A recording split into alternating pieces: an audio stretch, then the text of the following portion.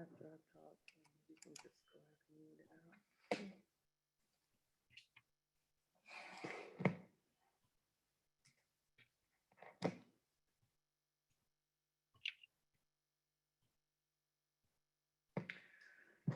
Good morning, and thank you for joining us today. Today, we are here to do a 2021 annual performance review for the Fulton County Department of Behavioral Health and Developmental Disabilities. Today, we will do a deep dive into our performance around our behavioral health core services, our behavioral health judicial intersection services, as well as our permanent supportive housing initiative, and other programs that the Department of Behavioral Health and Developmental Disability offers. Please recognize that in 2018, Fulton County Department of Behavioral Health took a different path to render outpatient behavioral health services. We did an RFP and we obtained 2 excellent contractors to provide services on our behalf. We have River Edge Behavioral Health, who provides our adult outpatient services, as well as some of our specialty programs, such as Reentry, permanent supportive housing, and as well as the core outpatient services as well. In addition, we have Chris 180, who provides our reentry services for for emerging adults, as well as our core outpatient services for children, adolescents, and emerging adults.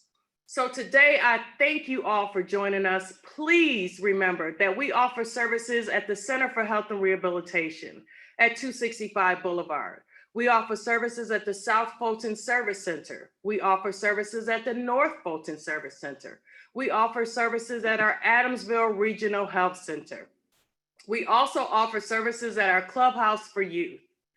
So if you are needing services, please identify the nearest location to you and obtain the necessary services that you need so that you know that recovery is possible in your life. At this point, I forgot to introduce myself. I'm Latrina Foster, the Director of the Fulton County Department of Behavioral Health and Developmental Disabilities. To my right is Africa Cotton, a Behavioral Health Program Manager with the department. To my left is Lynette Allen, who is our opioid coordinator and program evaluation specialist senior.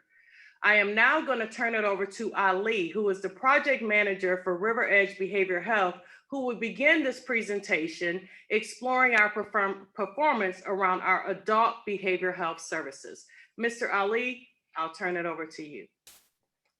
Good morning. Thank you, Ms. Latrina. Thank you for this opportunity and for this for giving us this contract. We've really enjoyed doing it, and we look forward to a future of more collaboration and more work on this, serving these clients who need us.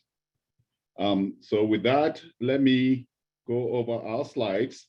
I will be presenting, again, my name is Ali Yala. I'm the project manager for River Edge, working for Fulton County on this project and on this contract, and very delighted to be in this role. So I will be presenting mostly the dashboard of the contract for 2021. Okay, there you go.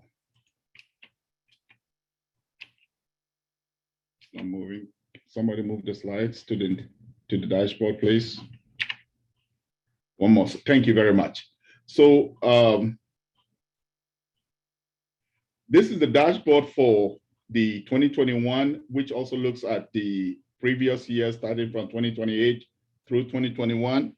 What you are looking at here, this is the 2021 core programs dashboard showing the admissions.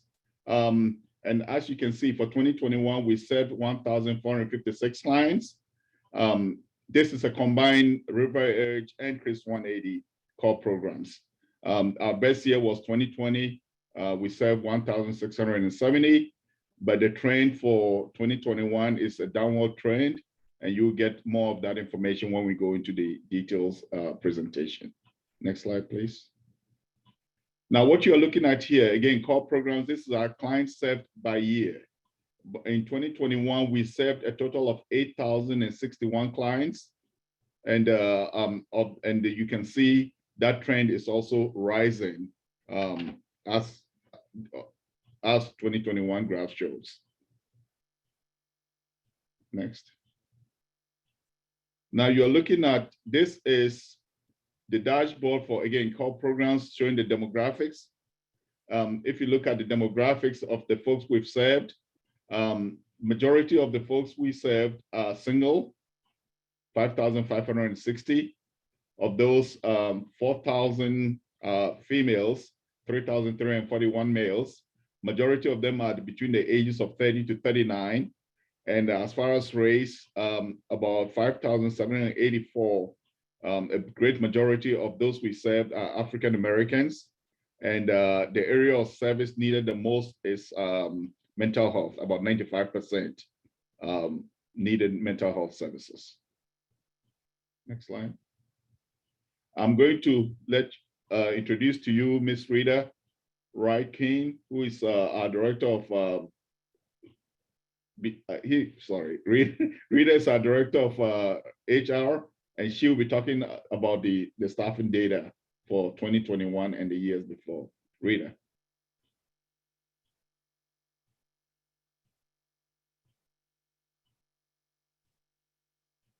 Rita, are you there? Rita, you're on mute.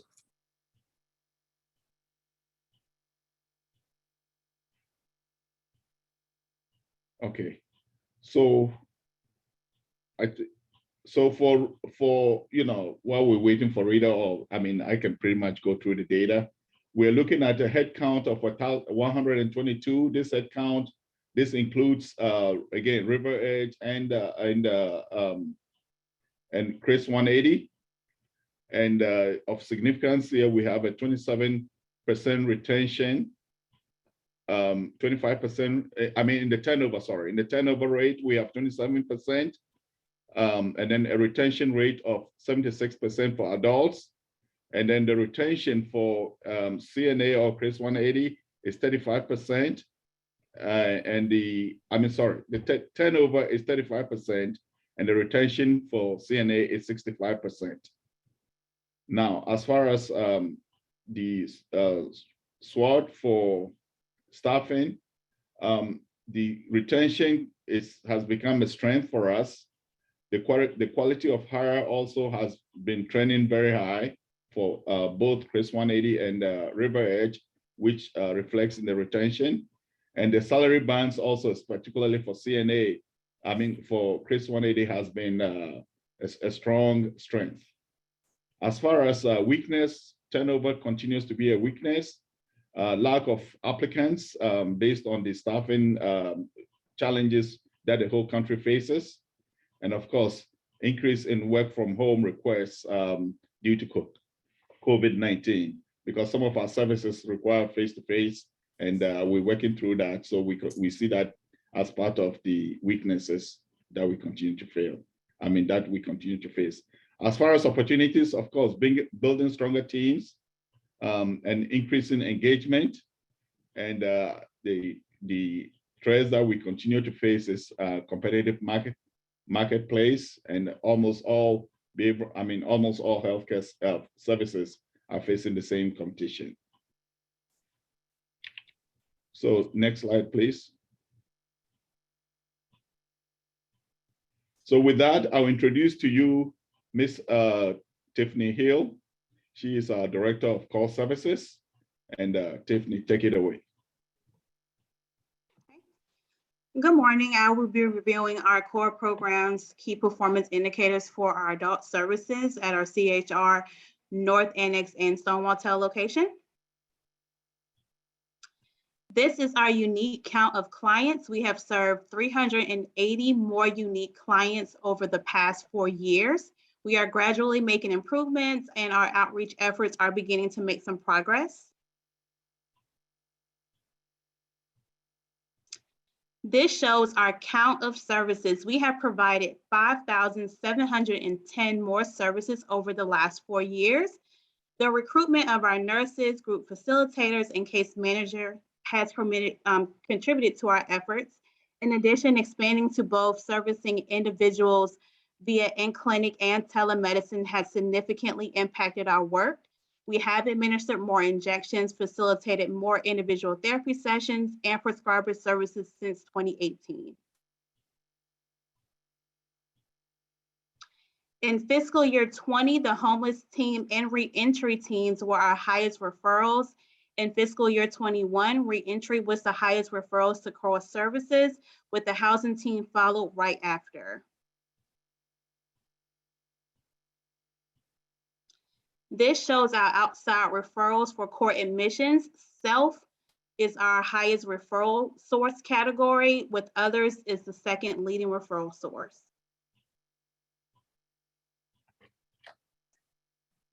This shows our discharge analysis. We have improved our discharge process with following up with individuals earlier within 60 days of no contact after their initial intake assessment. We are also following up with individuals every 30 days if they have not had any contact within that month. And we are discharging individuals who have had no services in 6 months and we were not able to make contact with them during that time period. We've met 100% in fiscal year 19, 20, and 21 across 3 sites with scheduling our BHA in 2 days. We maintain the ability to schedule clients with a prescriber in 14 days in 2019 onward. In fiscal year 20 and 21, CHR had 1 client not scheduled for an appointment within 14 days, where North had 2 clients not scheduled within 14 days. This was largely impacted by transportation and the client's availability. We've met 100% across the 4-year span, with the exception of 2018 and CHR with 95%, with the GCAL referral appointment in 1 day. We've met 100% in fiscal year 19, 20, and 21. This is our follow-up percentage. If the appointment from GCAL does not show, we reach out to them. The no-show rate decreased by 22% from fiscal year 2021 to 2018. The rate for North depicts the highest percentages due to providing more individual therapy appointments. CHR's no-show rate decreased by 11% and Stonewall Tail's rate decreased by 3%.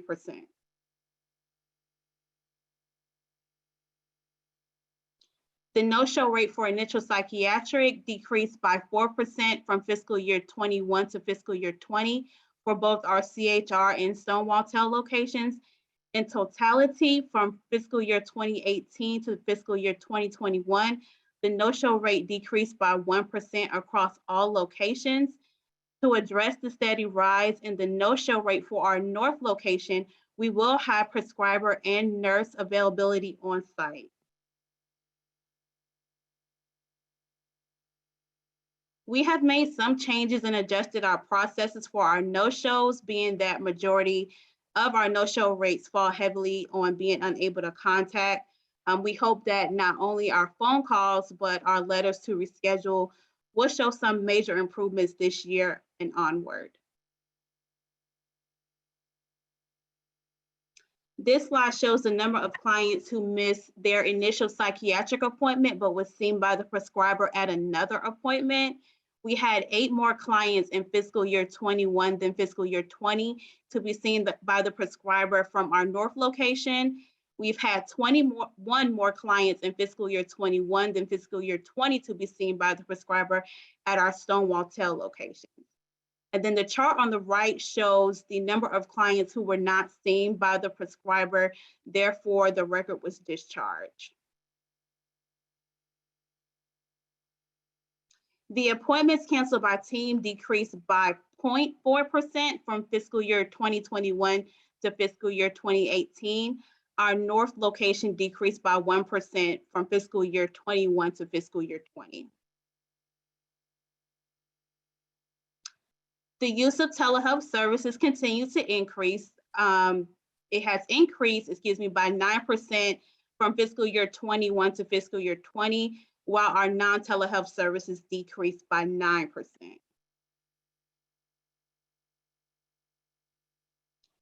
Our customer satisfaction scores remain steady at all 3 sites throughout the past 4 years.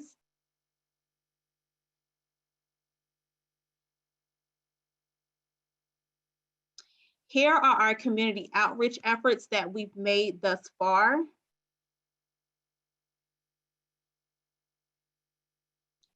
Our core sites consist of 29 team members to include master's level clinicians, nurses, psychiatrists, certified peer specialists, certified addiction counselors, medical records clerk, etc.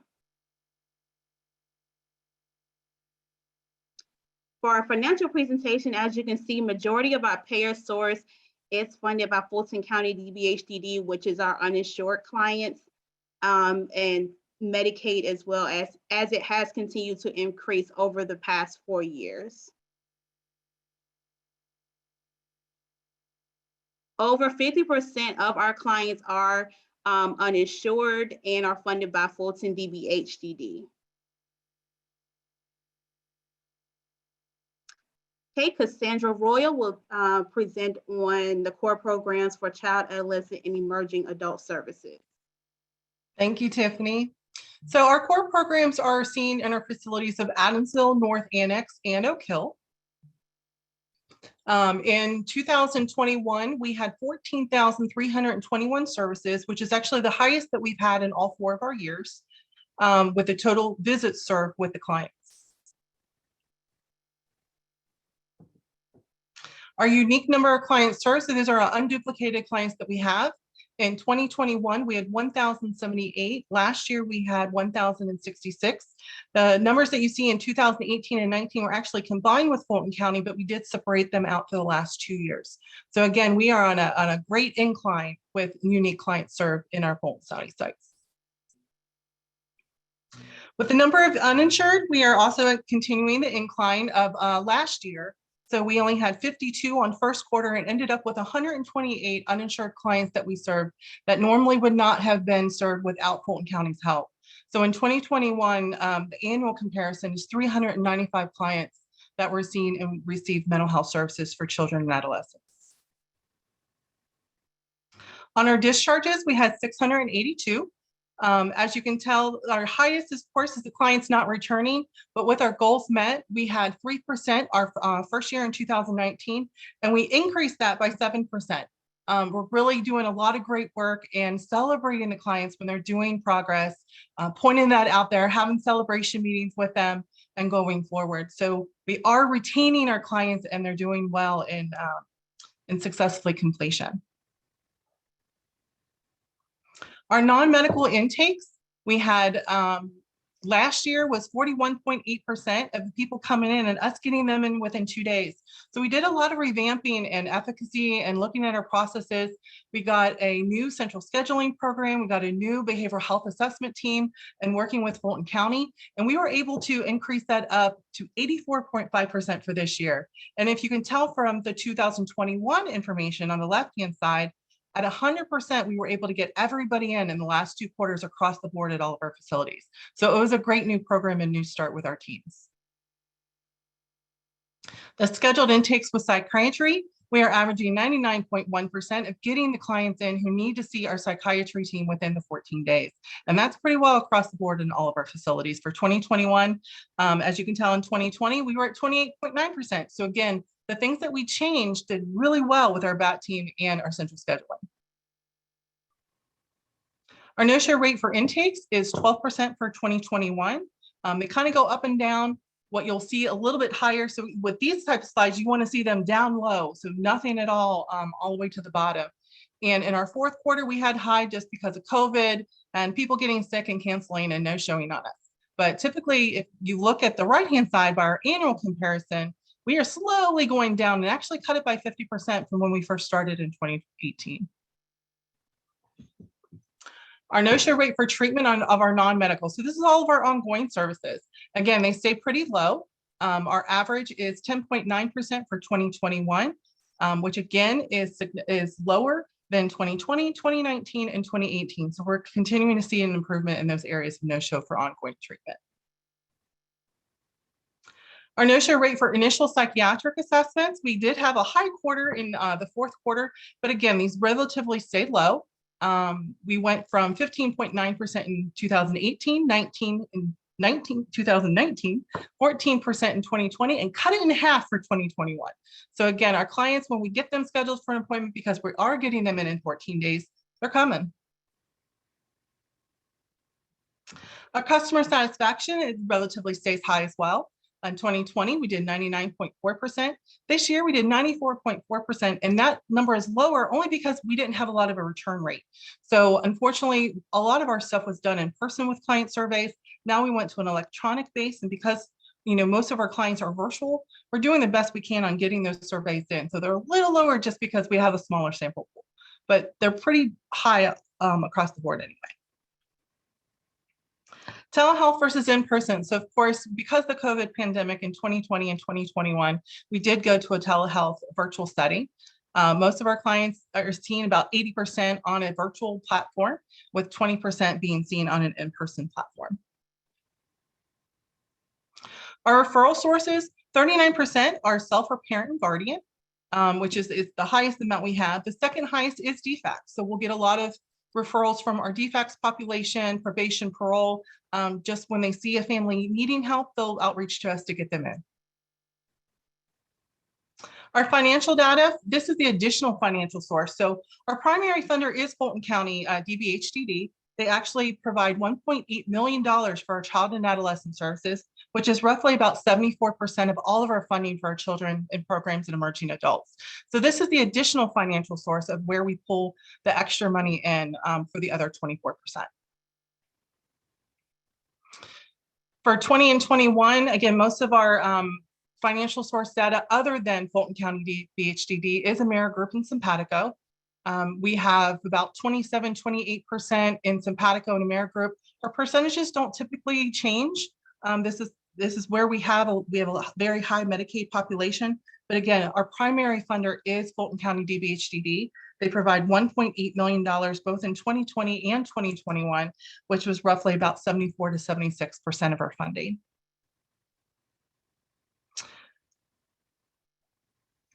Tiffany, back to you for choice. Okay, so this is our SWOT analysis combined with CRIS 180. A part of our strengths to point out is the improvement of balancing innovation with the pandemic safety in clinical setting. We have a steady increase of our core count of clients served, and also ensuring that we have a team building environment of clinicians sharing tools, techniques, and skill support for ongoing care. Some of our weaknesses to point out is the lack of experienced clinicians for our hiring pool, the staff turnover, and vacancy rates remain open past 30 days. And sometimes our referrals from our outreach contacts are coming in very slow. So the opportunities we have with our programs across the board is, of course, the reopening of our counseling centers. All of our centers are open periodically during the week, and we do a staggered staffing. We have gone into those virtual applications because of getting additional therapy tools to promote the growth, especially on the virtual platforms, increasing those referral sources from the local providers, external resources and stakeholders. And of course, our marketing and outreach contacts are growing. We're doing a lot more across the board. I know River's Edge has done some great work with job fairs, and CRIS 180 is doing the same thing. The things that are still threatening some of our programs is, of course, the COVID pandemic. We have to do a ebb and flow and work with the clients of where they are as well as where this national pandemic is. The industry rates for retention across all levels of employment, of course, are also where we just need to be a little bit more conscious of. The qualified clinicians, especially as Tiffany had said earlier in the presentation, are RNs. RNs are very difficult to find, especially working in a community mental health board. Primary telehealth, clients not wanting to return in clinic. So of course, most of us have also seen that sometimes the virtual setting is easier, especially on time management. You don't have to travel as much. You can go straight from meeting to meeting to meeting. And our clients are also seeing that as well as a huge benefit. So all those with the local competition among other providers, with the hospitals and other CVS boards, those are some of the threats that we see on the core programming. Now going into our specialty programs, our next specialty program is Clubhouse for Youth in Recovery.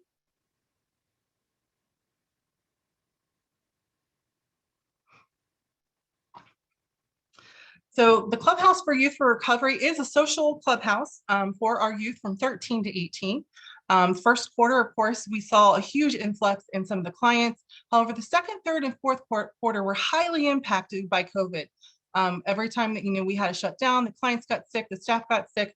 Unfortunately, with a social club, they had to be together. So making sure that we have some safety protocols, it really got impacted this year. However, we still saw more people than we did last year. So in 2021, our unique clients served was 23, where last year it was 15.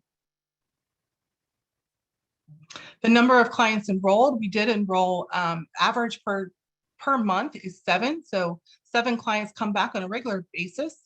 In 2020, we had 10 clients come back on a regular basis throughout different activities throughout the month.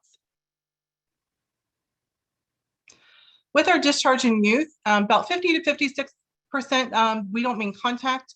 So again, life gets in the way, life events, they go their own way, and then they come back and forth.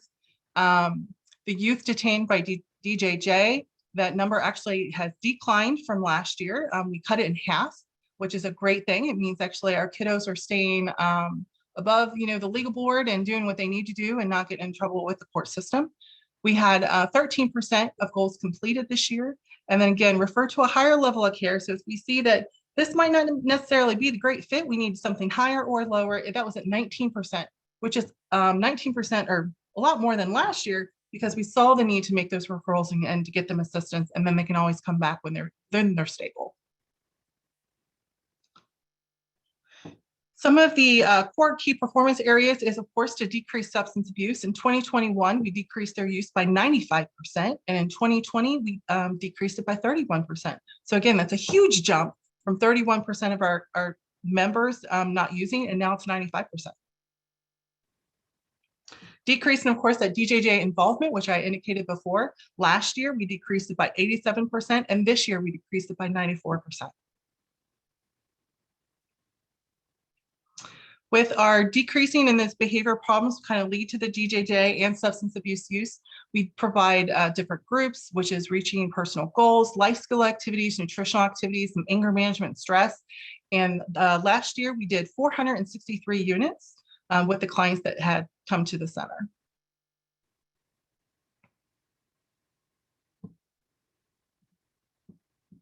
The social and familial involvement, those units include recreational activities, community service activities, social outings. So they go to Andretti, they go to the aquarium and Coca-Cola Museum. We really like for the families to kind of go and bond and do some things together. And so in 2021, we did 207 units. Last year, we did 257. And honestly, with the pandemic, we tried to keep it as much as we possibly can and with safety. And our families were all aboard being part of the family unit and going out and having fun and increasing that involvement. Our strengths and weaknesses for Clubhouse, we have such dedicated staff right now with all the fluctuations that we have going on in the Clubhouse. The relapse prevention social events, we utilize some community involvement with this Rise to Recovery, as well as there was a recovery fair that was in open air. Our community environments utilizing social distancing, such as Ponce City Market, which is an open air event, Atlanta Botanical Gardens, the Atlanta Aquarium, going during different times during the weekday versus the weekend, and assisting our clients navigating the COVID pandemic by educating on safety protocols. And of course, those virtual activities. Regarding the weaknesses, of course, we got to rebuild some of our active participation in new unduplicated services. Our lack of marketing right now, just because we can't be able to get out into the community, and lack of consistent transportation sometimes is a bit of a pitfall, and that's where our families can kind of step in as well.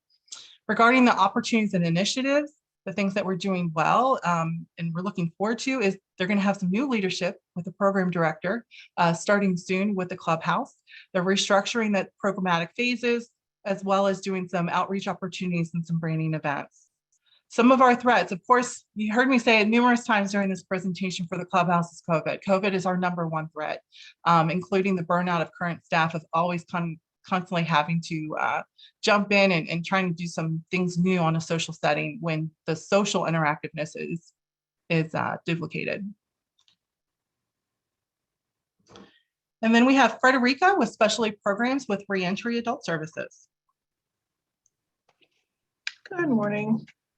So since it started in 2019, the Reentry program has captured the needs of individuals within the Fulton County jail system, and it has worked to meet the needs of those individuals who are not within another program.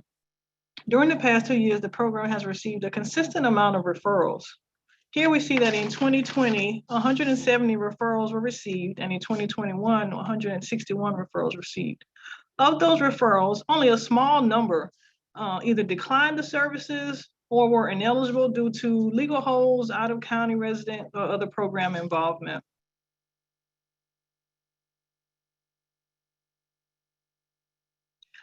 So who accepted services?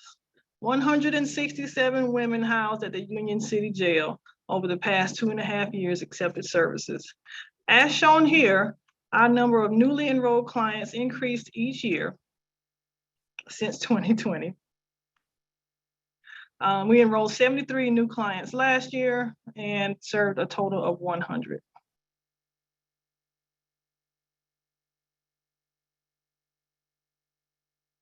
Here you can see the reentry client comparison of 2020 and 2021 of the types of charges that our individuals receive. So this provides a snapshot, and often the felony charges require longer incarceration periods. So it's important to note that with this program, the length of incarceration does vary depending on the type of charge. And though we do not have direct control over client release, the case plans developed for the court team are provided at court proceedings, and which could impact legal considerations for their bonds. So here we're able to see the longest length of stay, which has been over a year, and the shortest length of stays as short as 1 day. The age demographics breakdown of the clients we serve remain consistent across the years, with the majority of clients being in the 36 to 55 year age range.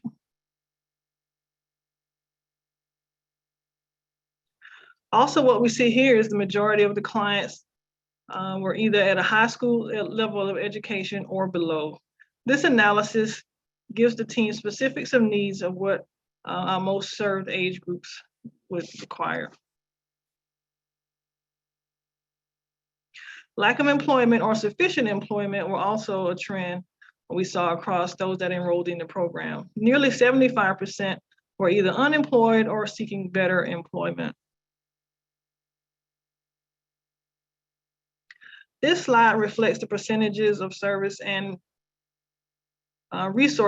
services identified as in needs. In 2020 and 2021, the majority of our clients served identified mental health as the main need. Thank you. The other top two needs are substance abuse services and housing.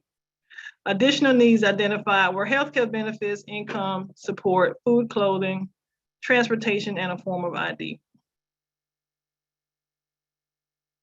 This slide reflects the percentage of services and resource connections the Reentry team has made for the clients. Here you can see the variety of needs addressed, from all the way from mental health to benefits and natural supports, education, employment, and more. Quick success stories: we had a 41-year-old female. She was able to connect with treatment and re-engage with natural supports. And she's even now sought out treatment for her daughter who was having troubles because she understood and valued the benefits of treatment. Additional information is for 2021 is the completion of the reentry flyer, completion of the reentry resource handbook, increased communications, and increasing in court presence and improving data collection efforts. Our staffing pattern for our team consists of 1 team lead, 5 case managers, and 1 clerk. And now I'll turn it over to Emily with Chris 180. Hello, good morning, everybody. I'm Emily Thompson from CRISP 180. Going to talk about the emerging adult population with our reentry programming. So in looking at just our total clients served, comparing 2020 to 2021, we've seen an 18% increase in our referrals. And with those enrollment rates about staying the same, about 55% of folks that were referred are actually continuing and wanting to be enrolled in the program. Some of those clients are ineligible, such as they're released prior to us getting to them, as well as they may decline the service, or they feel like they've got services already in place upon release for them.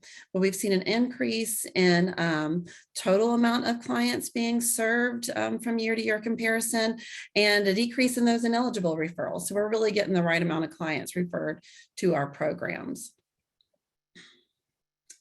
And then looking a little bit further and taking some deep dives into some demographic comparison, what really just jumps out, most of it kind of stays the same from year to year, but we've really seen an increase in felony charges for our clients. There was a 62% jump in felony charges compared to last year, and which probably goes along with a little bit of the political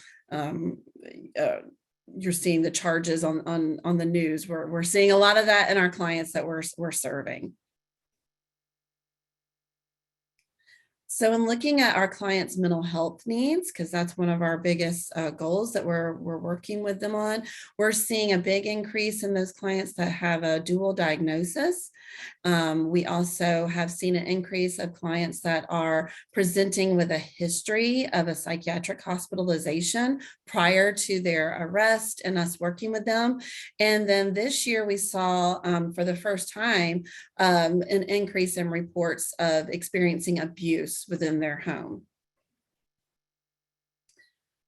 So when we're looking at our length of incarceration, we've seen an improvement. So there's been a 14% decrease in the average length of stay for enrolled clients.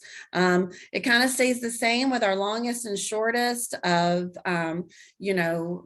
barely any change of improvement, but we don't have a control group to compare with others, but really excited to see that our clients that we're working with are seeing a little bit less days while incarceration. And looking at our overall clients' needs, because we're really trying to work at how we can address what they are going to need their supports when they're out in the community. Oh, something happened. One moment. It's okay.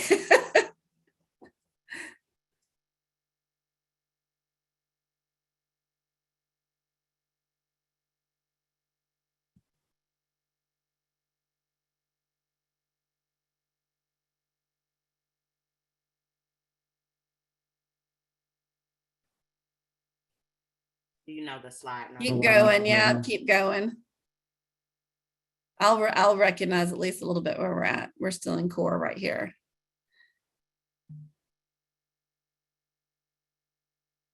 Okay, you're at reentry. That's River's Edge.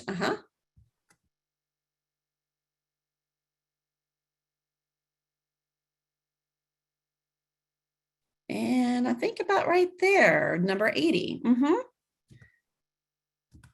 Yep.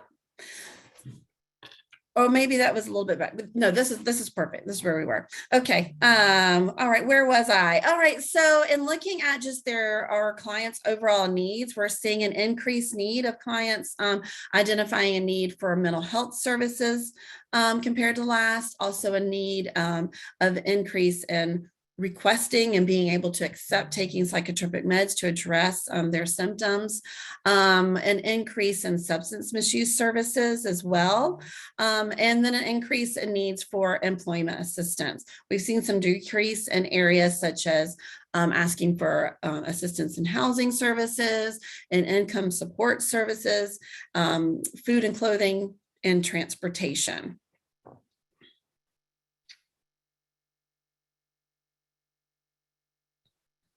Yep. And so in looking at our overall clients' needs, just kind of thinking about who's got those 4 or more needs that are coming in, and we're seeing an increase in that. So from compared from year to year. So we're just seeing a lot more clients that are not just having 1 or 2 needs when they're coming in, they're having at least 4 or more pretty significant needs when we are initially engaging with them to link them in the community. So we've seen that 17% increase in that.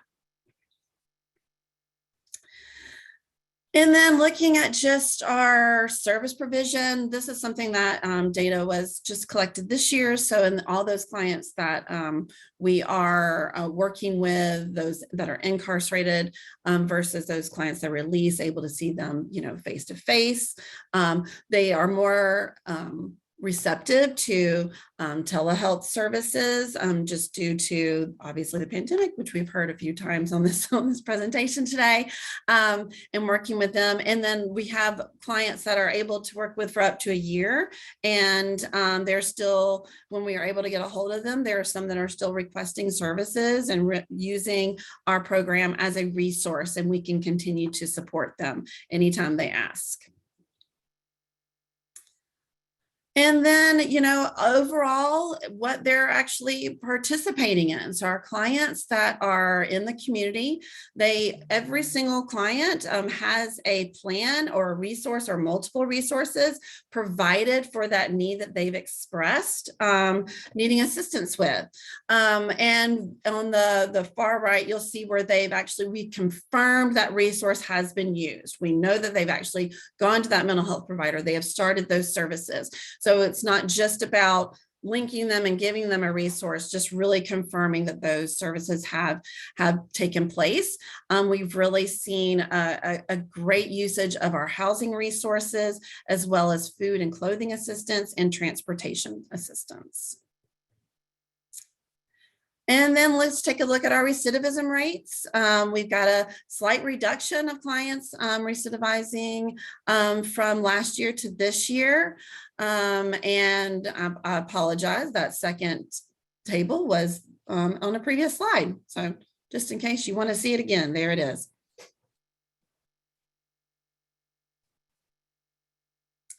And then looking at our overall SWOT analysis, this is combined CRIS 180 with River's Edge. So in our reentry programs, we feel like our strengths are having a large variety of resources available in the community. We have fully staffed programs. We have a large availability of entry-level jobs that our clients can have access to. Our staff are very consistent and dedicated, with little turnover. We've been able to develop relationships with local businesses, and they are encouraged to work with our clients and are open to them when they see them. And then regular communication between the public defenders, social workers, as well as the reentry task force. And in looking at our weaknesses, we were just really, other agencies that we're working with, that they're just having that lack of funds and lack of staff to kind of link our clients to them. There's also that perception of and stigma related to clients that have been incarcerated. There's been occasions where there's been struggles with staff retention. There's that lack of affordable and available housing for our clients. And sometimes it can be hard to visit with our clients with the limitation of the booths within the jails to go and visit them.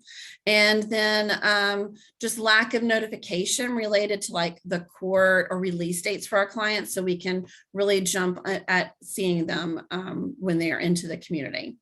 Frederica, do you want to take the rest? So some opportunities that were identified were collaborating with multiple employers and other reentry focused agencies, looking at continuation of telehealth options for maintaining client engagement, collaborating with the jail providers such as NAV Care and Probation Office, and utilizing the Slack platform to increase cross-program communications and tracking. Threats that were identified were, again, the COVID pandemic and the lack of access to clients. There are some times where we can't even see them at the jail.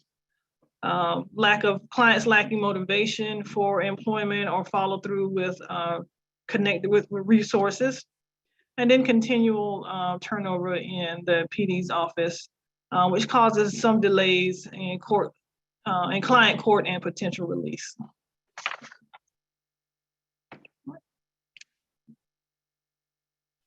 And continue with me for misdemeanor mental health court. Well, misdemeanor mental health court has just really embodied the action of transformation since beginning in 2018, and we're just so thrilled to have started with it as a 90-day pilot program, and then now it's continuing with the certified accountability court.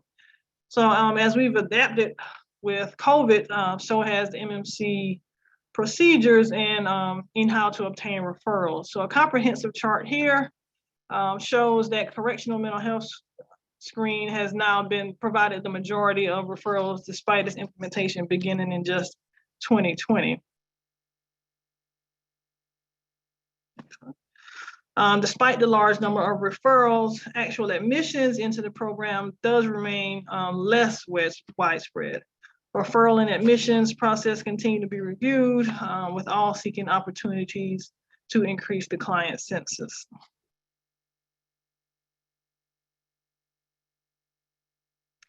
MMC active participant numbers have decreased in the past 2 years as systems try to operate amid COVID. We have seen a recent increase in eligible referrals, which will be reflected in the next report. So who do we serve? Our client demographics from 2018 to 2021 show that we have 28% in the age range of 18 to 24. So that's been an area of focus for us with that sort of emerging adult population. And the majority of our clients are in the 25 to 35% range at 43%.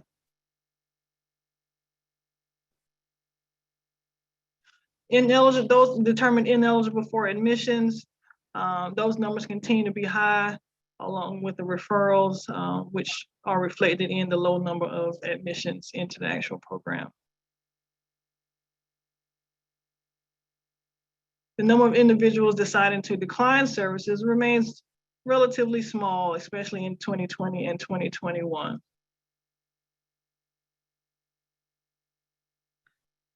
We're happy to show that the majority of our clients do successfully graduate and complete the program, with 51% shown here.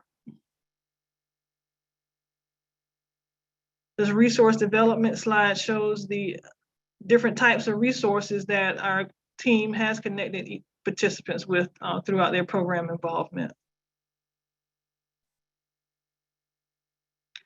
Our team provides both direct and indirect services. And here we see the number of monthly individual sessions that are provided by our team as they work to reduce recidivism and promote individuals' self-sufficiency and making lives better. One Life Made Better is an example here, a 20-year-old male who initially entered the program in 2020, began to have some problems while in the program and decided to withdraw. However, after a few months, he recognized the benefits of being in the program and decided to re-enroll, and is continuing to do very well while back in the program. So his success story continues to be written. Additional information regarding MMC is that we began delivery of evidence-based curriculum in 2021. The team continues to attend CACJ required trainings and meet those obligations. We adhere to CACJ guidelines, and that continues to be ongoing. Case managers became SOAR certified, and we continue to improve relationships and communications with jail providers and outside service providers.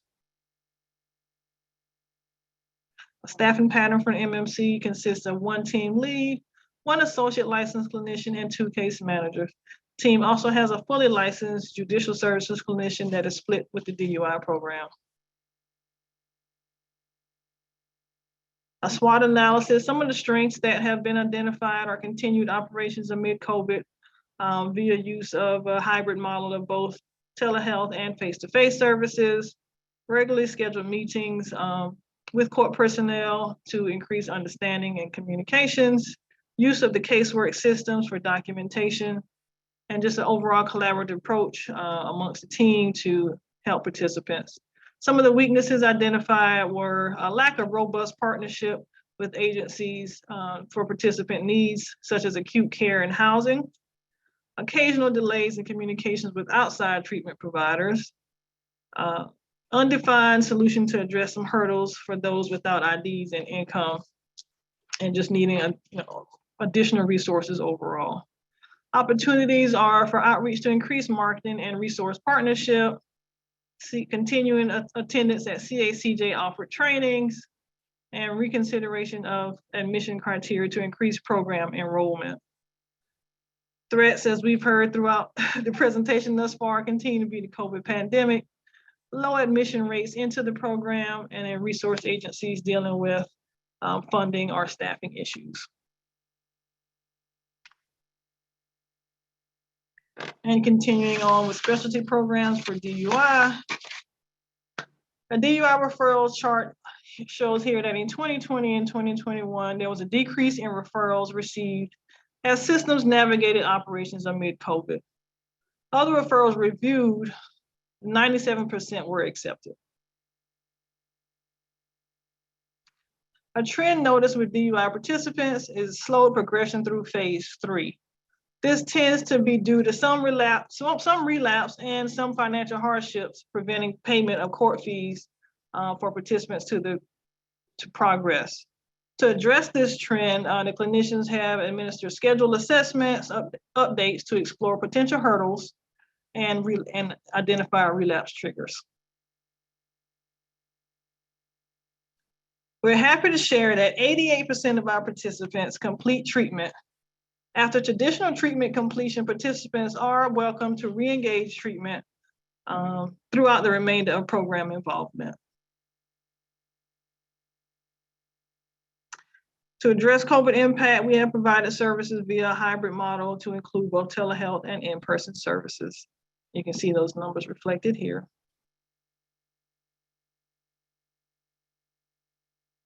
Another quick success story, 37-year-old female, long history of substance use and some transitional housing history. Successfully completed, graduated the program, regained custody of her daughter, and continues to do very well. And we're very happy for her. Additional information regarding DUI program is that we began the service delivery of a new curriculum, which is the CBISA curriculum. We continue to adhere to CACJ guidelines.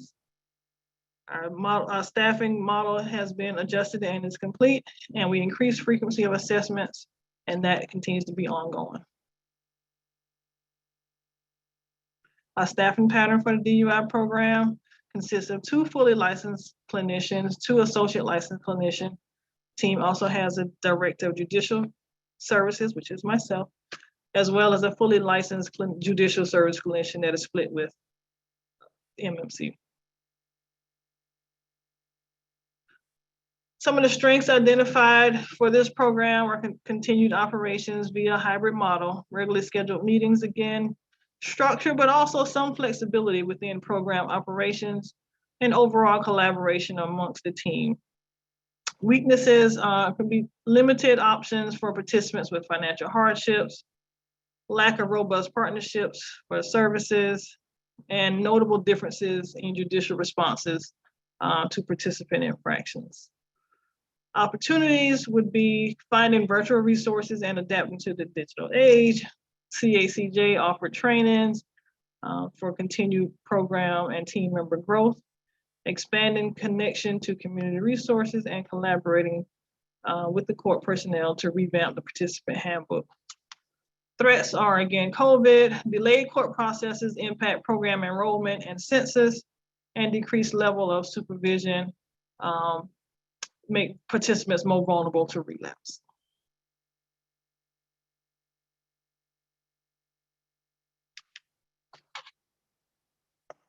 Now I'll turn it over to Michael for supportive housing.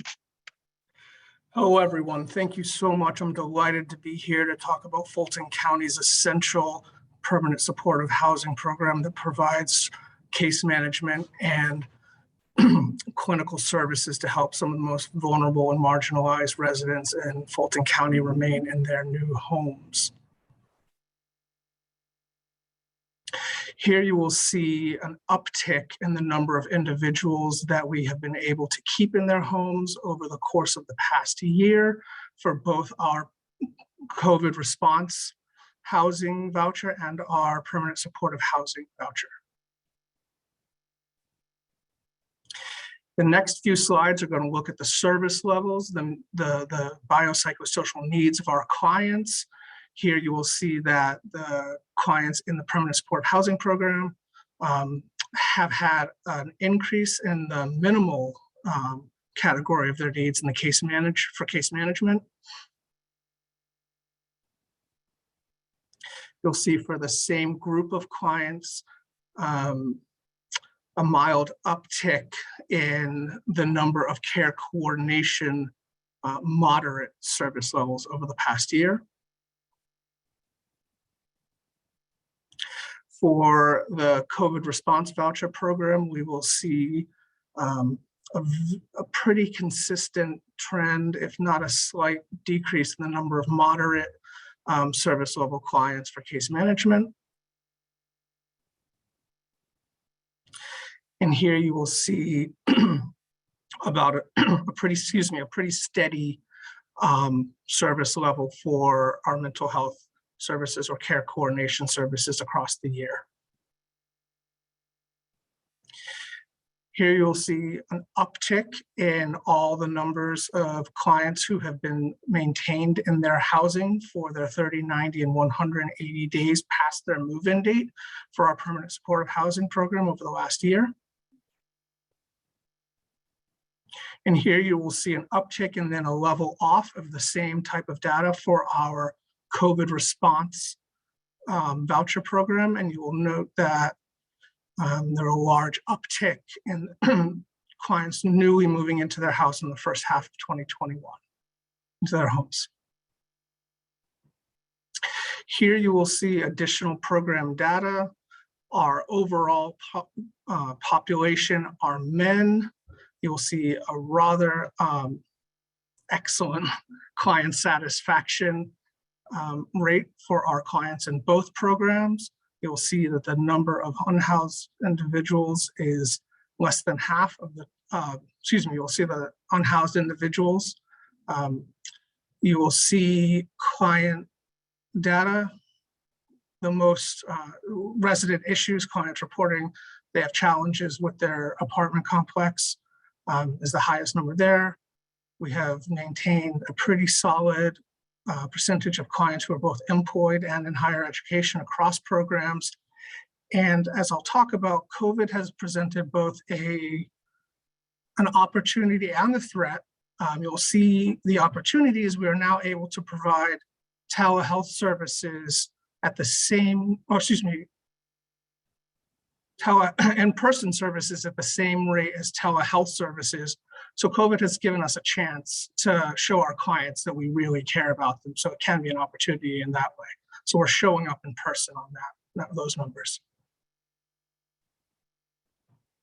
Success story. Many of you on this presentation know of this success story, and I'm delighted to share it with you again. We had a client who had been waiting for quite a while to get into the delayed Adair Lofts project. By the time she was admitted, the cold weather had kicked in and the arthritis in her legs was just excruciating. She was slotted for a third floor apartment. The Fulton County team on a dime, along with the property management, turned this around and got the client a first floor apartment. She was able to move in. I talked with her yesterday on another matter, and she is still utterly thrilled in her apartment and just beaming with excitement. So a success story in both the housing program as well as the staff. So I'm really excited to share that with you.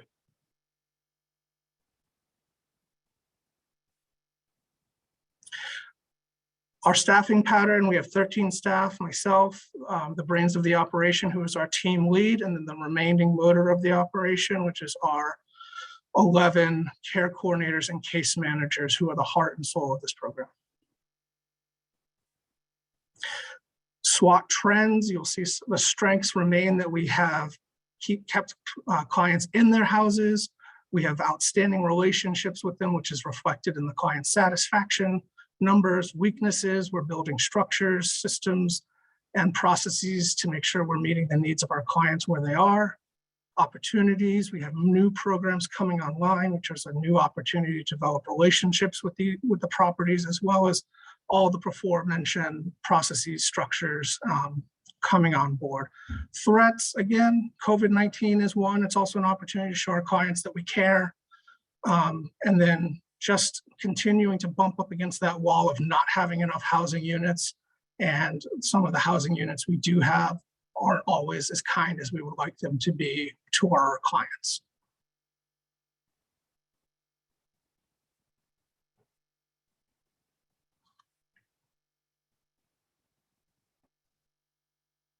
Good afternoon, everybody. My name is Brittany Walters, and I am the Vice President of our school-based mental health department with CRIS 180. And I am really excited to share with you some awesome data about first text for help and then right into school-based mental health.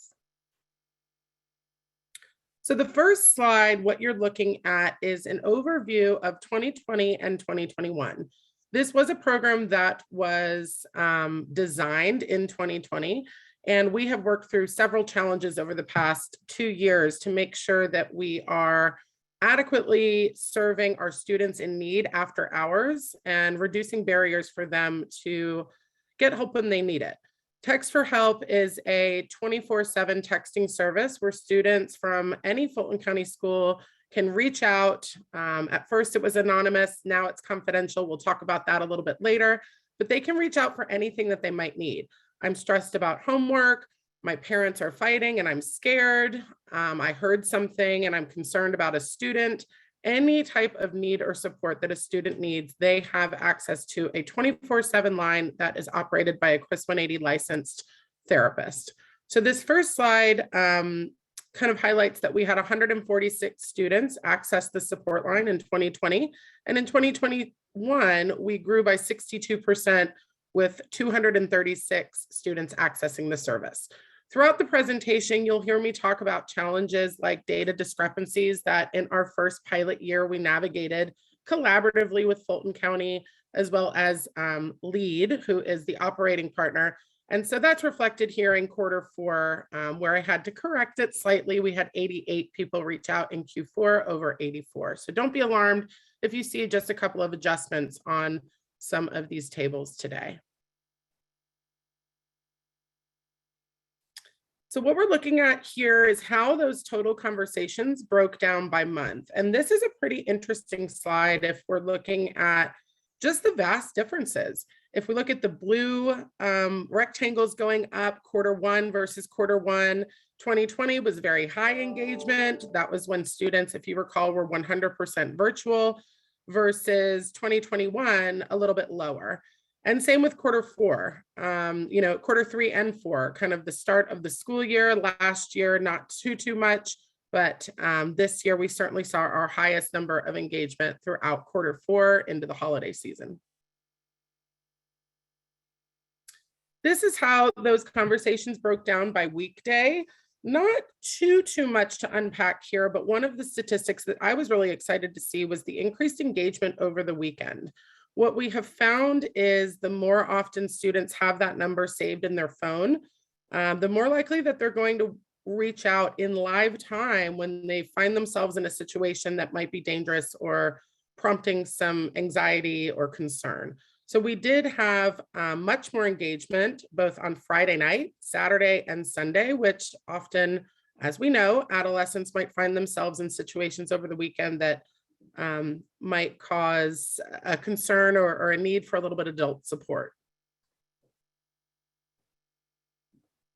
This slide depicts how long those conversations lasted. I will highlight that these graphs come directly from the dashboard provided by LEAD, who operates the technology and the platform that we utilize. So you'll notice just off the bat, we're not comparing apples to apples necessarily. One graph starts at 2 minutes, the 2021 graph starts at 6 minutes. So there are just a couple of things to note when you're comparing year over year there, but you'll see the vast majority of conversations are anywhere from 2 to 20 to 30 minutes of engagement. These minutes do reflect the full time that we were actively talking with a student, not necessarily if they take a 20-minute break and come back. And then, of course, we actually have a pretty high volume of conversations that go past an hour, past 2 hours, and even past 2 hours in some cases. So I apologize. These graphs are always a little bit hard to see, but have no fear. I'm happy to talk you through it. What you're looking at here is presenting problems that students report when they initially reach out to our text line. And what we do to capture this data is we really check all that apply. So what you're looking at is not a point in time of the top reason that they reached out, but it could be every single reason that they reached out. And so at the end of the conversation, it may have started with, I have a concern about my homework and I'm having trouble keeping up. But of course, as we know, when you're working with a clinical professional or a therapist, we want to dive deeper than that, help me understand what's going on. And so by the end of that conversation, we may have talked about friend conflict, conflict with their caregivers, concern about their grades. And so those are all depicted in these graphs. The highest amount, I will say, is that blue rectangle. It's unlikely that the top 2 year over year are going to be the exact same, but that was the case for both 2020 and 2021. The blue rectangle indicates no response, which is kind of interesting to think about. What we find a lot is students will reach out initially just to know that the system works, just to know that they're going to get a response. And then they'll say things like, no, I'm good, thanks. I was just seeing if this worked, which, is a good thing because I want them to know, yes, you're going to get that response within 2 minutes, and then they can save our number for later when they actually really might need it. So no response was still very high on that list. And then also depression, self-reported depression, stress, venting and just wanting to talk with somebody, friend conflict or worry about a particular relationship in their life. And it was interesting to note, and I guess not too surprising, that COVID-19 related challenges were higher in 2020 over 2021. So these graphs kind of give us a bird's eye view of who is using the service. And I really like these graphs because it tells us if they, for the most part, it's hard to say exactly yes or no. There are some that we're not able to tell if they've used the service before, but were they a repeat texter? So have they used the system before, gotten the help that they felt that they need, and reached out again because it was helpful? And so in 2021, we did have close to 60 people that had previously used the service reach out again, which is really awesome. And subsequently, we had over 80 people reach out brand new that hadn't used the service before. So I was really excited to see kind of both of those statistics show up. This slide is very new. It's not something we've reported on before, but I do think it's something that was worth talking about today. And these are just 3 of the black and white potential outcomes after a conversation is completed with students. And the reason I really wanted to highlight this today was to highlight the increase in higher acuity situations that were coming through on the text line. And so you'll see in 2020, was the school contacted? There were only 2 situations that had so much concern that we felt we needed to bring the school in. But in 2021, there were 12 of those situations. Similar for emergency personnel. In 2020, there was 1 situation where we did have to utilize 911. And in 2021, there were 5 situations where we really needed to escalate that past what we were able to accomplish via the texting platform. And then same with referrals. We've worked really hard as an internal team of clinical professionals to increase our engagement skills. Of course, in order to make a referral, we do have to have a student's name or identifying information, which is harder to get sometimes from adolescents when they're reaching out for anonymous support. But in 2021, we were able to increase the amount of people we were able to successfully refer and enroll in services by way of a Fulton County school partner from 1 to 14 students. So I really liked this slide, and it just gives it, again, a snapshot of just how much these past 2 years are impacting the mental health of our youth. And finally, when we think about some strengths, weaknesses, opportunities, and threats, we've had many lessons learned since the inception of this program. I will say we've had significantly improved functioning with the app-based technology that we're using. In the beginning of 2021, we completely shifted from one app to another. They are totally different. And now I can't tell you the biggest difference that it's made. It's just more effective, it's more efficient, it's quicker. So we're very happy about that. Like I mentioned, we do have a more cohesive team of clinical professionals. Chris 180 has always held the contract for Text for Help, but historically it was under our core division of services.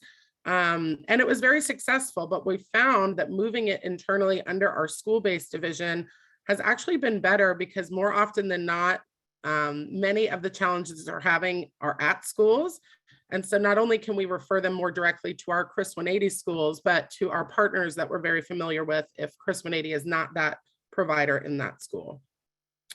One of the things that was really big over the past 6 months that happened was as higher acuity situations continued to increase, there was a need for us to come to the table to talk about potential ethical dilemmas that we hadn't previously experienced.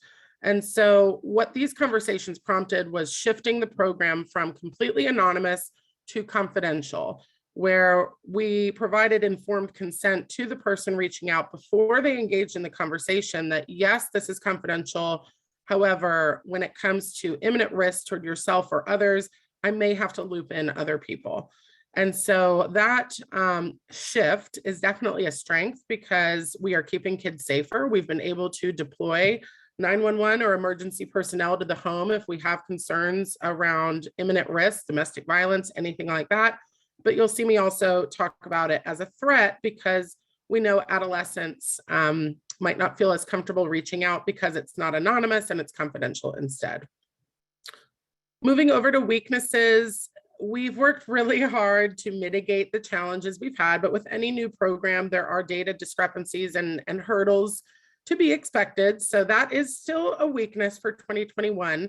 However, in opportunities, I've listed that we finally were able to dig very deep into the technology ethers, identify where the glitch was on the lead side of reporting. And in December, our primary contact with lead completely scratched our dashboard and rebuilt the entire system. And we've since confirmed that there have not been data discrepancies since that occurred. So again, our relationship with strengthening that communication continues to just build on itself. And I already mentioned, students might feel more apprehensive knowing that in a very serious situation, we may have to include the school or a higher level of intervention like 911 or DFACS. And there's potential for trust to break down. But again, we view it as more as a strength because we are keeping kids and families safer.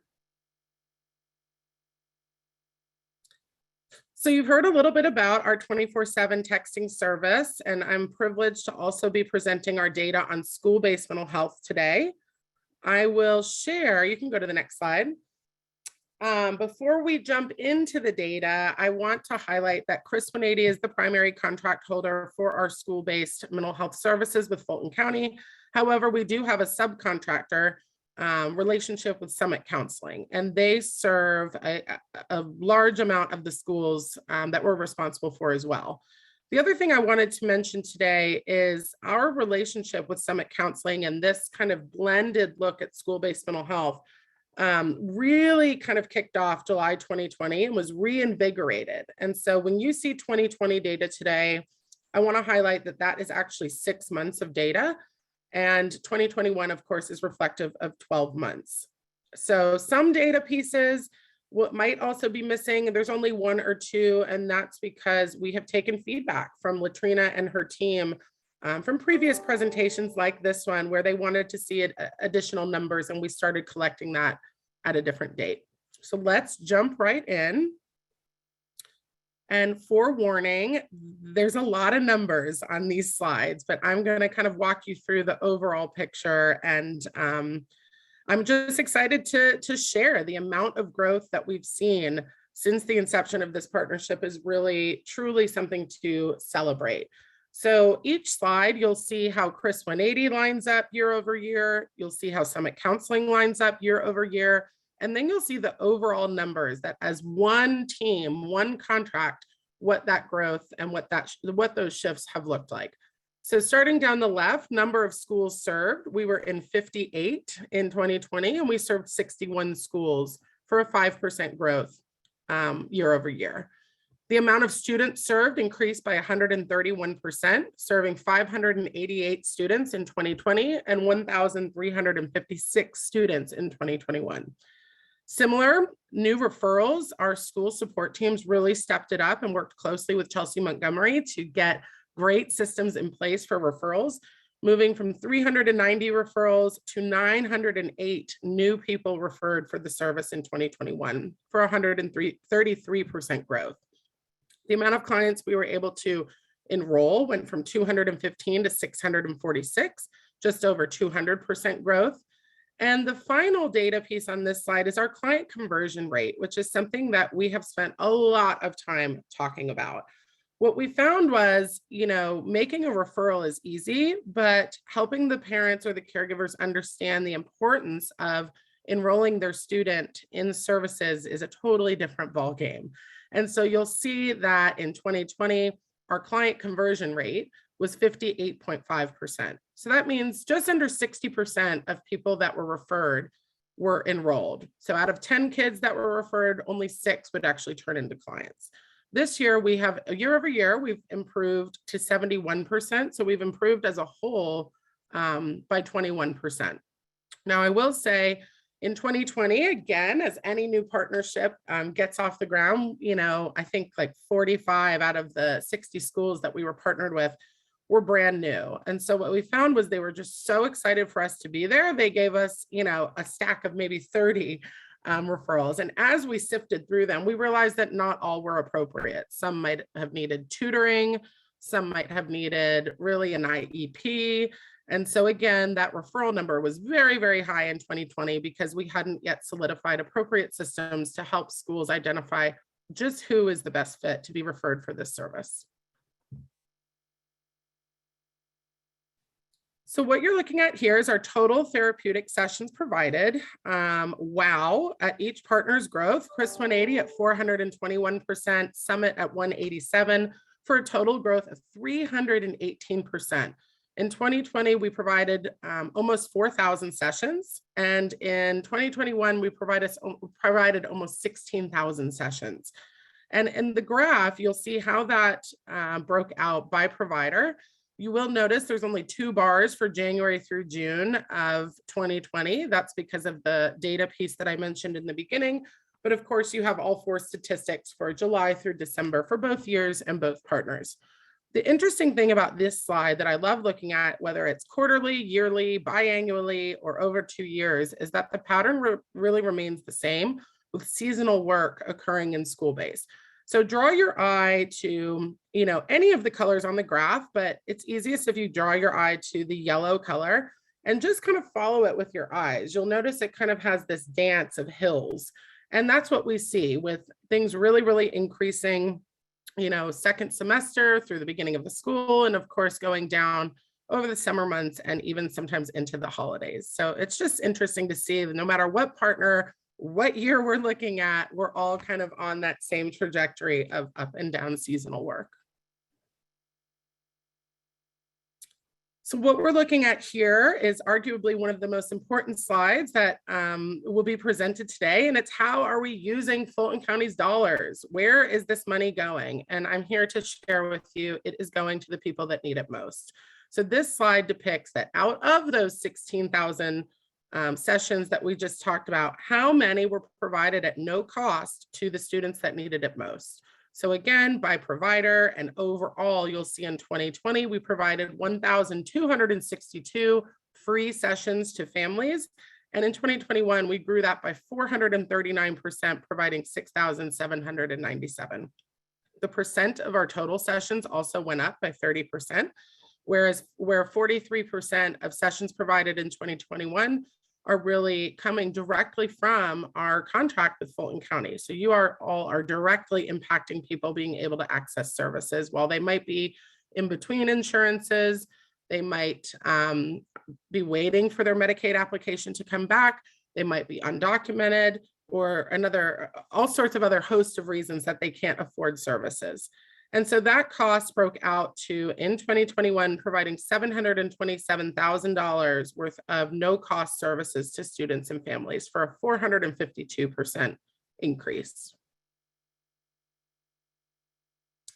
The next couple of slides are more demographic, so a little bit less time spent, but you'll see here the biggest highlight is how this partnership with Summit Counseling really complements us as a provider. Chris 180 and Summit Counseling have a variety of programs and a variety of different populations that we excel at serving, and this data just really reflects and drives that point home. So you'll see for overall, for Medicaid, 35% of our clients receive Medicaid, only 6% private, 29% are paying out of pocket. We have a small percentage paying on a sliding scale, and then 28% are receiving no-cost services as a result of the partnership with Fulton County. Same with race and ethnicity. What you'll see here is how this breaks down overall and also by partner. You'll notice differences by partner, but when we come together, there wasn't a huge difference year over year. The one thing I do want to highlight here that I was very pleased to see is, I want to highlight that multiracial does include our Latinx population, and we've seen that population really grow in terms of not only referral, but being willing to work with us. We found last year that we were getting a lot of referrals from the Latinx population and non-English speaking families, but for whatever reason, they had a higher likelihood of not turning into clients. And so when we really dissected that, it was because we know there's a shortage of bilingual clinical professionals. And while we can't whittle Spanish-speaking clinical professionals out of thin air, what we can do is change our internal systems. So we invested in a more costly translation service that provides live video streaming right into their Zoom or right onto their phones. And we saw a big increase in people being able to work with non-Spanish speaking clinicians. So I was really, really pleased about that. And here's how it broke down by age. Again, not groundbreaking year over year, with the majority of our students being between the ages of 5 and 17. Well, those are the ages of the kids that go to school, right? But we did see way more kids 18 or older, which just highlights kind of the work that we're really trying to help high school students do around their next steps after high school. Student and parent groups was something that was developed in 2020 as a creative way to get engagement while we started off the school year in 2020 100% virtual. And so what we decided to do was do student and parent psychoeducational or skill building groups or informational groups just to get them involved with us so that they would know about the service. And so these people that participated, both students and parents, were not necessarily clients, which is why you'll see the black boxes for student participants in 2020. That isn't something that we began to track until we received feedback from Latrina herself, who said, oh my goodness, you provided all these groups, but how many people attended? So we did start tracking that. And for student groups, oh my goodness, 978% growth. In 2020, we hosted 18 student groups, and in 2021, 194. Parents, not as much growth, but we did offer 23 of those groups in 2021 and had 91 participants. So you'll see the participants reflected in the 2021 data, but I can't tell you exactly how much growth it was because that's not something we began to track until after 2020.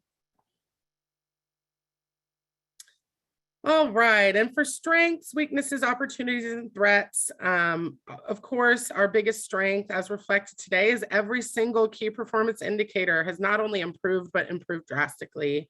We all remain flexible. As my previous colleagues have mentioned, COVID-19 almost requires flexibility now. Summer virtual groups were received very well. We were a little bit nervous about how virtual groups would be received over the summer, but we had loads of participation. I mentioned already our voice translation service that seems to be really doing well. We had a large First Day Fulton presence at both locations this summer. We picked up 3 schools. We were proactive with having strategy meetings for each school, not only over the summer, but continuously through the beginning of the year to make sure that those systems for referral and communication, collaboration were in place. We also in November implemented a new meeting where all of the school support teams and all of the clinicians from each Fulton County school provider get together on one big Zoom to talk about what's going well, tips, inter-school collaboration, and just celebrate the wins that are happening across the program. And Fulton County Schools, specifically Chelsea Montgomery, helped launch something called Connect Fulton, which is a mega resource for anybody living in Fulton County, everything from rent and housing to utility assistance, to health appointments. Somebody can log in and quickly find something close to their home. Weaknesses, unfortunately, we do still hear a lot of continued stigma around accessing supports in the school or caregivers signing that consent for their students, their children to be served in the school. We do hear that when a parent has agreed to the service with the school support team and then we call and they change their mind. We have had some technology issues that we continue to work on, and we have had some culture challenges with particular schools or particular staff members where we just had to come to the table to really talk about the role of the therapist, collaboration, and how to make things better. Certainly opportunities, we have updated trauma-informed training opportunities for schools, but we know that formalized training and getting on their calendars has been really hard in the pandemic with all of the things that our academic partners are facing. And so the opportunity is to continue to provide creative outlets for teachers to get that support one-on-one via either teacher support groups, consultation, classroom observation. We've built peace corners in classrooms. And so really, again, pivoting to where the need is for our instructors is equally as important as it is for our clients. And of course, an opportunity, we know that there's a greater need for mental health supports as a result of the pandemic. Moving right into threats, as has been mentioned, we are facing another pandemic of sorts, which is national and statewide turnover in the social services field. Right now, while we're, whenever you're dealing with turnover or vacancies or even growth, it can feel like the need outweighs capacity in certain arenas or in certain communities. Of course, turnover and onboarding, not only is it's stressful for the program, but it impacts our clients. It does disrupt treatment. It can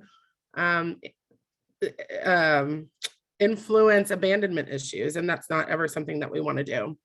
And then, of course, parallel trauma as a result of the pandemic. Yes, we have a job to support our kids and our teachers and our communities, but the healers need support too. And so we are really working hard to mitigate secondary traumatic stress and burnout by doing some creative things as an employer and working toward being the employer of choice. And that is all I have for both of my programs. So I'm going to turn it back over to Tiffany to finish us out strong. Thank you. So the CLASS program, CLASS stands for Community Linkage Adherence Support Services. And it's a free program offering services to eligible Fulton County African-American and Latino male residents who are newly diagnosed with HIV or have not been followed by a medical provider for a year or more and have substance abuse or mental health disorders. The referrals remained steady during the first 3 quarters in 2021. There was a decline in referrals in the 4th quarter. In totality, we've received 39 total referrals for fiscal year 2021. This shows the breakdown of the 39 referrals received. 21 of the referrals declined services, while 11 were admitted. We began to show some improvements with active participants within the third and fourth quarter, where we remained steady with 12 active participants. And here is a breakdown of the services the class participants are receiving from core services. Majority of the participants are receiving their initial behavioral health assessments, followed up with receiving case management services. This is our SWOT analysis. The strengths include team member on site to do HIV education, testing, and counseling for both our CHR Boulevard location and for our Stonewall location. The weakness will be our low referrals and the no-show rate for the initial psychiatric appointments.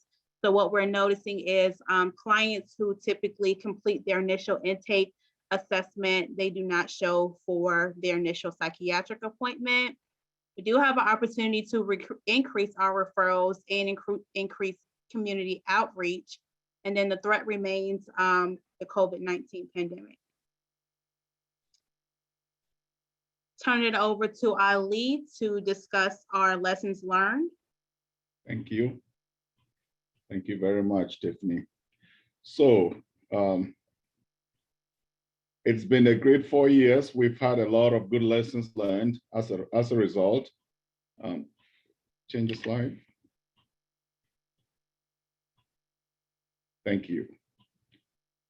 The lessons we've learned will just goes to strengthen us and make us better to deliver good services to the residents of Fulton County. Over the 4 years, we've learned that promotion of services through Fulton County brand is very important for the clients of, for the residents of Fulton County to know that these are services being offered by Fulton County. We also learned in the process that involving Fulton County leadership through the outreach program also establishes trust and increases the level of referral to us. As well, developing processes and structures to improve service delivery across all the programs so that the proverbial word, so that nobody drops the ball along the way. You know, we are able to make smooth transition from one program to the other. It's one lesson that we've learned, you know, a lot through the process, including Fulton County leadership in hiring process. It's also very, very important. We started doing that this year, involving some Fulton County managers in our hiring process. And in fact, that's how Michael Smith came on board. And he's been a great asset. And we've learned a lot through that as well. We also learned that consistent communication with judicial personnel is also important because it takes the two to make the process work.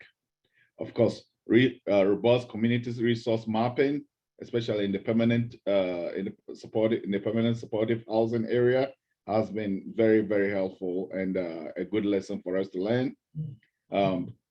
In the past, we've advertised and stayed advertised until folks apply for the jobs, but now we are doing things like job fairs and reaching out to potential employees and bringing them on board, and that has worked very well. And of course, with COVID, we have also learned that we can be agile and adaptable because the goalpost keeps changing and we keep adapting and keep learning and moving on. And that has been very, very helpful, and it's been very successful process in the 4 years that we've been doing this work. Next slide. Now, Chris 180. Yeah, so with child, adolescent, emerging adults, we realized that our focus on efficiency and efficacy of standards really improved the access and quality of care, especially to our clients. Perceived value is a very high motivator, especially with our staff retention. So we're able to escalate trainings, escalate things that we provide to the community through our clinicians, even with the pandemic, and making sure that, you know, investing in the professional development of our team, marketing of the program is definitely paramount for referrals and educating the community of the different opportunities. I think a lot of the clients that we had were scared because of COVID coming into the office, you know, sharing toys and stuff like that. So again, it was just educating them about the resiliency of societal barriers. How are we addressing those barriers including each child would have their own play kit when they came to us. They didn't have to share, making sure that we were following standards.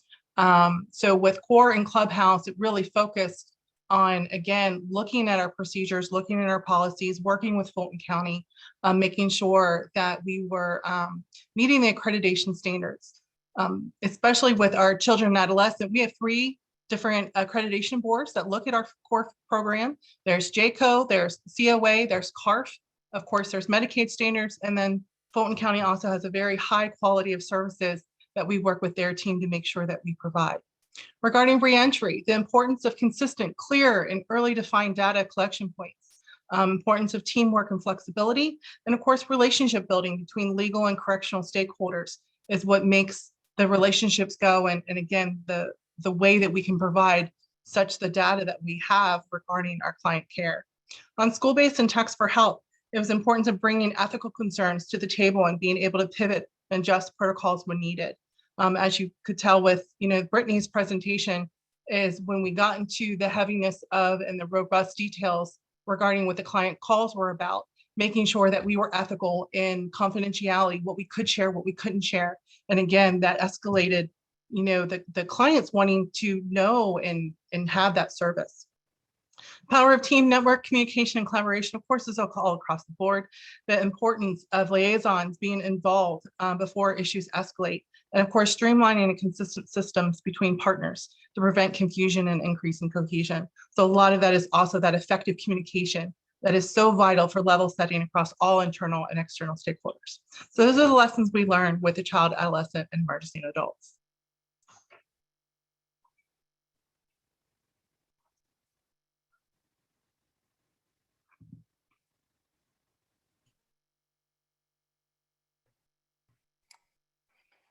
So I would like to thank all of our presenters today. We really appreciate all of the information that you shared. I would like to turn it over to Erica, who will help us fill any comments or questions that any of our participants may have. Erica? Thank you, Africa. Jessica, so I'm looking to the external affairs team to see if any questions have come in. Good afternoon, everyone, and wonderful presentations. At this time, I would ask if anyone who's on as an attendee and has a question or comment they'd like to share, could please use the raise their hand feature. We have not received questions in the chat or with the Q&A feature. So, but the floor is now open to questions. So I see we have a number of people on the line, and we'll just ask if they would like to ask a question or make a comment on the presentations or information shared, that they please use the raise their hand feature at this time.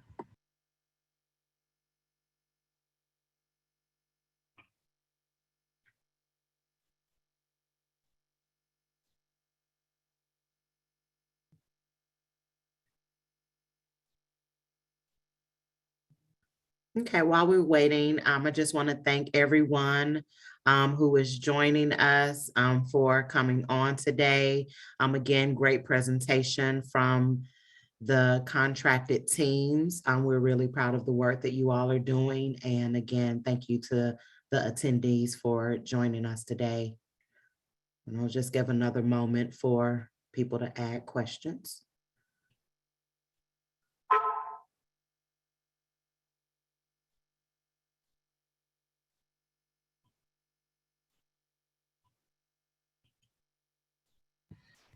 Erica, I wanted to mention, and I put this in the chat, if someone is not able to use the raise their hand feature for some time, if they just want to make a comment in the chat, we can allow them to unmute and make their comment or ask their question. Okay.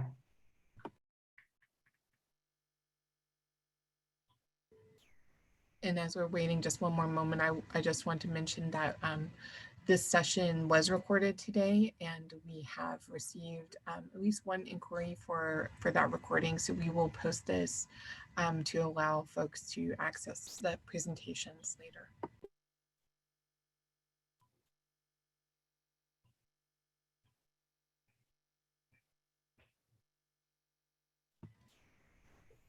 We have not received any questions at this time. So Erica, if there is or Latrina, if there's an email address, if someone has a question after the fact, is there someone that they could contact? Sure, I am typing my email address and contact phone number into the chat for everyone. If anyone has any questions. It's my email address and then my contact phone number. We would like to thank everyone who tuned into our annual performance review. If you have any questions or concerns, or if you would like to have any feedback, please use the contact information in the chat that Erica has provided. Again, thank you very much for your attendance and enjoy the rest of your day. Thank you.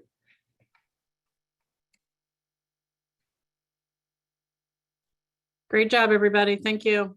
Thank you.